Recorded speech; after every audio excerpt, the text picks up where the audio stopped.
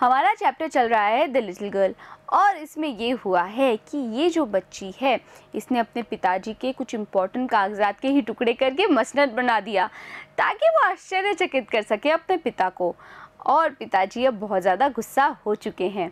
चलो जानते हैं कहानी में आगे क्या हुआ। Crying too much to explain, she lay in the shadowed room, watching the evening light make a sad little pattern on the floor. तो वो बच्ची क्या कर रही थी, इतना ज़्यादा रो रही थी कि वो एक्सप्लेन नहीं कर सकती थी अपनी बात को कि उसने क्या किया, क्यों किया। शी ले इन द शैडोड, ले यानी कि वो लेटी हुई थी शैडोड रूम में। शैडोड मतलब क्या होता है, शैडो का मतलब होता है परछाई, लेकिन यहाँ पे शैडोड रूम का मतलब है अंधकारमय कमरे में। तो ये बच्ची लेटी हुई थी अंधकारमय कमरे में और वॉच कर रही थी, देख रही थी इवनिंग लाइट, जो शाम के समय जो रोशनी होती है उसको, जो कि बना रही थी कुछ पैटर्न्स फ्लोर पर, ज़मीन पर। Then father came into the room with the ruler in his hands.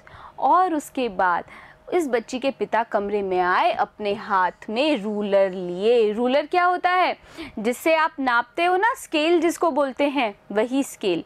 तो पिताजी क्या लेके आए, अपने हाथ में स्केल लेके आए और फिर क्या किया उन्होंने, I am going to beat you for this, he said. पिताजी ने बोला कि इसके लिए मैं तुम्हें अभी मारूंगा, बीट करूंगा यानी कि मारूंगा।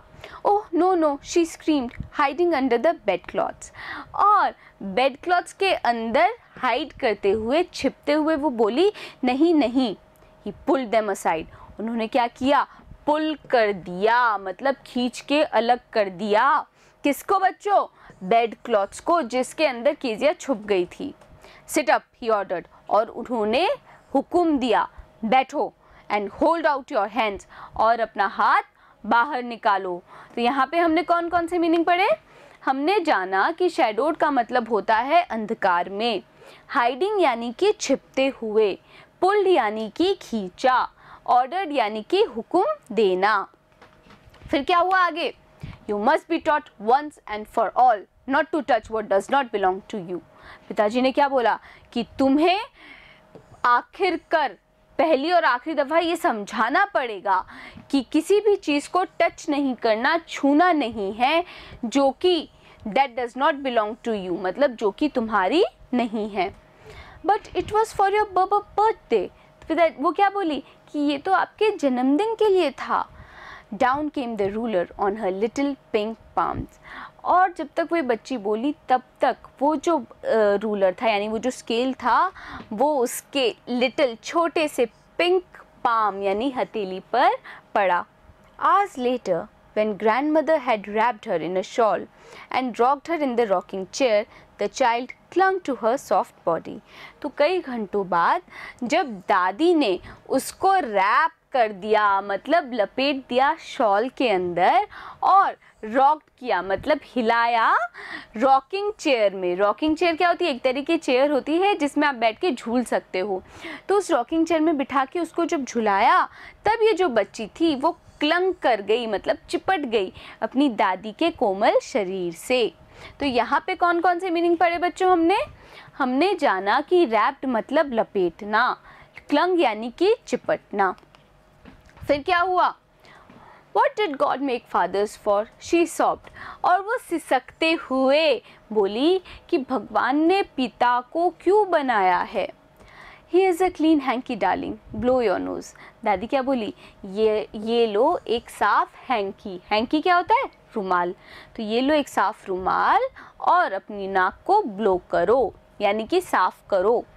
Go to sleep pet. You'll forget all about it in the morning. और दादी बोली कि तुम सो जाओ, तुम सुबह तक सब भूल जाओगी। I tried to explain to father, but he was too upset to listen tonight. मैंने तुम्हारे पिताजी को एक्सप्लेन करने की, पूरी बात समझाने की कोशिश की, पर वो बहुत ज़्यादा अपसेट है। अपसेट का मतलब क्या होता है, एक मतलब होता है दुखी, लेकिन एक अपसेट का मतलब होता है गुस्सा होना। तो वो क्या बोल रही है दादी कि तुम्हारे पिताजी इतने ज़्यादा गुस्सा हैं कि वो आज रात कुछ नहीं सुनेंगे। But the child never forgot, पर ये जो बच्ची थी वो इस बात को कभी नहीं भूली।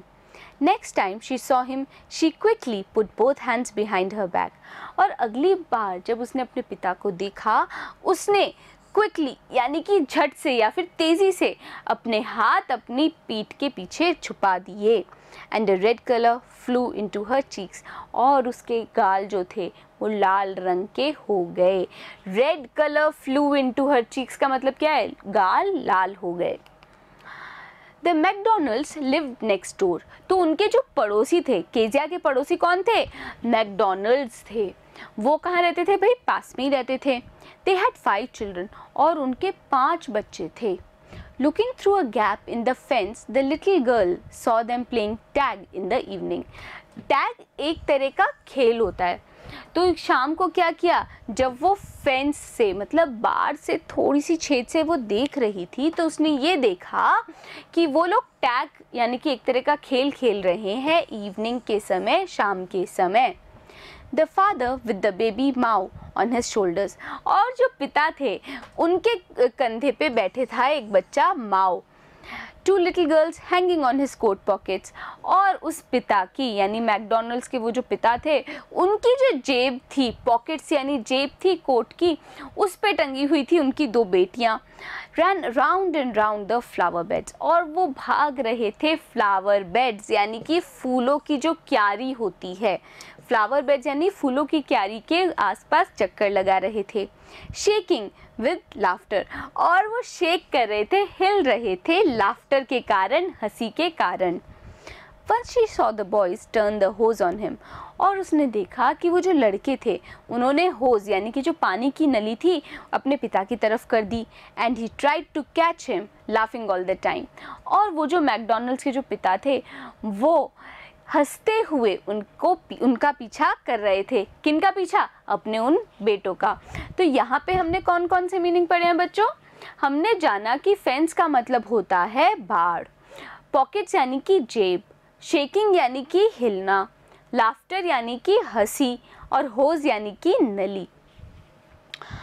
Then it was she decided there were different sorts of fathers, और तब इस बच्ची ने ये डिसाइड किया, ये फैसला किया कि तरह तरह के पिता हैं, डिफरेंट सॉर्ट्स यानी अलग अलग तरह के पिता हैं।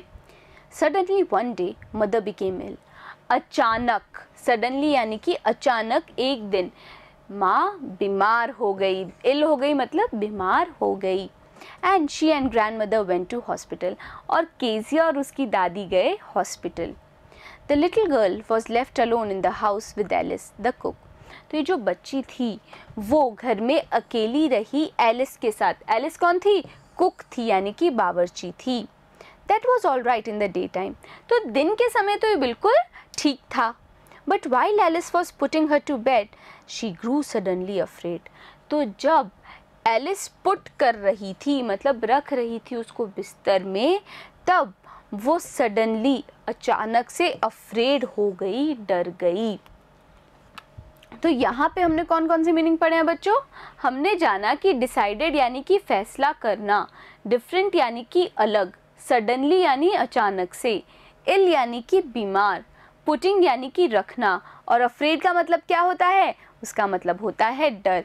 तो अब केजिया की माता बीमार हो गई हैं और वो घर में अकेली है और केजिया को लग रहा है डर। अब ये डर दूर कैसे होगा जानेंगे हम अगले भाग में। बने रहिएगा मेरे साथ, मिलते हैं अगले वीडियो में।